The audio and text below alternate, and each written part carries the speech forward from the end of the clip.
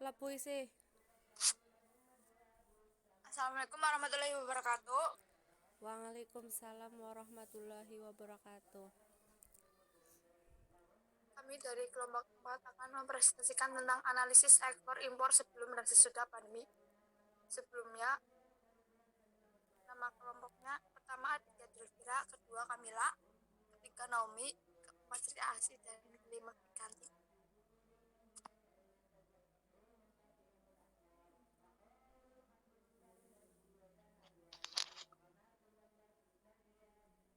Langsung saja ya teman-teman. Latar belakang, sejak awal tahun 2020, Indonesia memasuki masa pandemi dengan adanya virus baru yaitu COVID-19. Tentu situasi ini berdampak langsung terhadap perekonomian Indonesia, terutama ekspor dan impornya karena kegiatan ini dibatasi untuk menekan angka persebaran COVID-19. Pembatasan aktivitas membuat ekonomi melambat dan daya beli masyarakat menurun. Dengan adanya COVID-19 ini membuat perekonomian dan ekspor-impor di Indonesia melambat. Banyak perusahaan yang memutuskan untuk membatasi produksinya dan ada yang sementara menutup pabriknya dan merumahkan para karyawannya tanpa pesangon. Hal itu mengakibatkan pengangguran di Indonesia meningkat.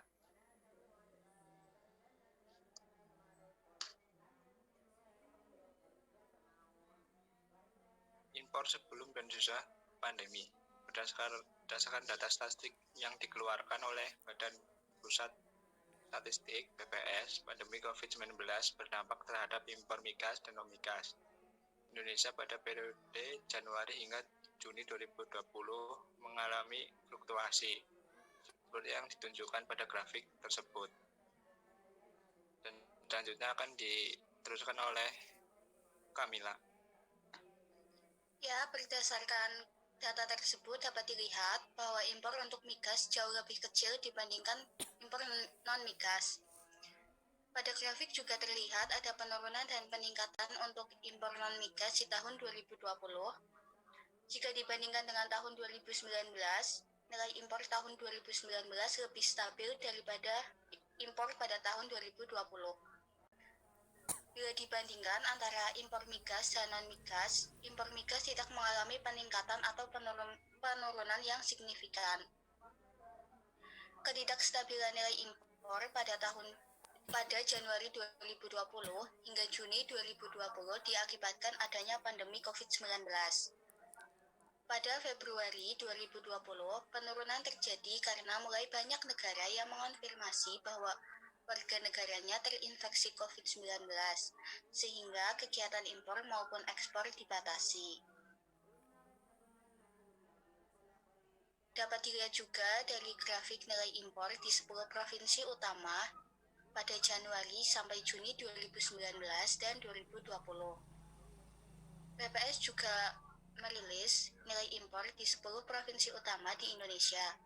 Nilai impor tertinggi untuk negara Indonesia mulai Januari hingga Juni 2019 ditempati oleh Provinsi DKI Jakarta, posisi kedua ditempati oleh Jawa Timur, selanjutnya diikuti oleh Jawa Tengah, Banten, Kepulauan Riau, Sumatera Utara, Sulawesi Tengah, Jawa Barat, Kalimantan Timur, dan Sulawesi Tenggara. Selanjutnya akan dibacakan Naomi.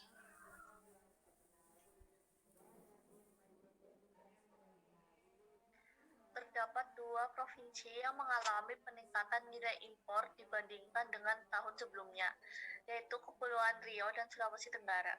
Provinsi lainnya mengalami penurunan nilai impor hingga Juni 2020.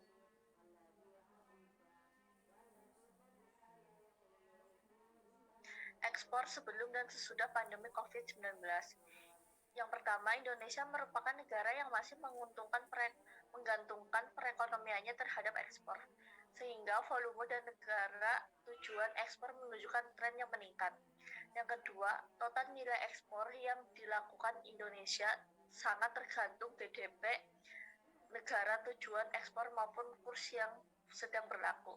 Selanjutnya akan diteruskan oleh Sri Asih.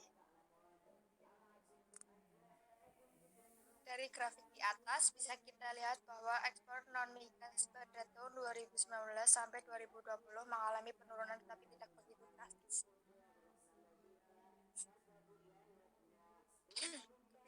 pemerintah dalam menangani ekspor impor di masa pandemi. Menteri Perdagangan Agus Suparmanto mengatakan pandemi COVID-19 membuat seluruh negara di dunia mengalami pelemahan ekonomi dan perdagangan, terkecuali Indonesia. Oleh sebab itu, dibutuhkan inovasi untuk bisa meningkatkan kinerja perdagangan guna mendorong pemulihan ekonomi. Selanjutnya akan dibaca.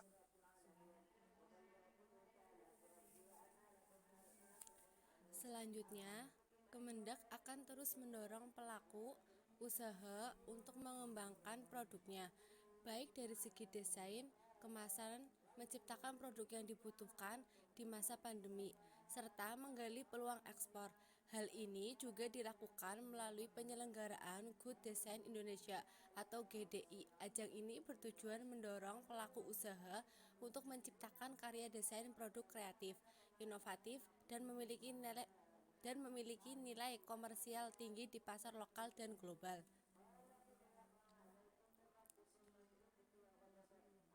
Menurut kelompok kami, kebijakan pemerintah dalam menangani COVID-19 sangat baik. Pemerintah sudah berusaha dengan baik untuk menjaga dan merubah pola hidup masyarakat yang terikat susah dengan adanya COVID-19 ini.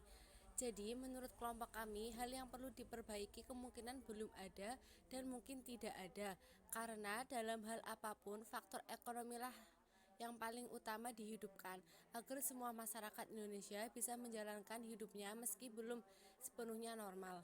Tetapi kita harus tetap waspada dengan adanya COVID-19. Protokol kesehatan harus diterapkan dalam kehidupan masyarakat, agar kedepannya pemerintah bisa lebih efektif, masyarakat tertib, COVID pun hilang.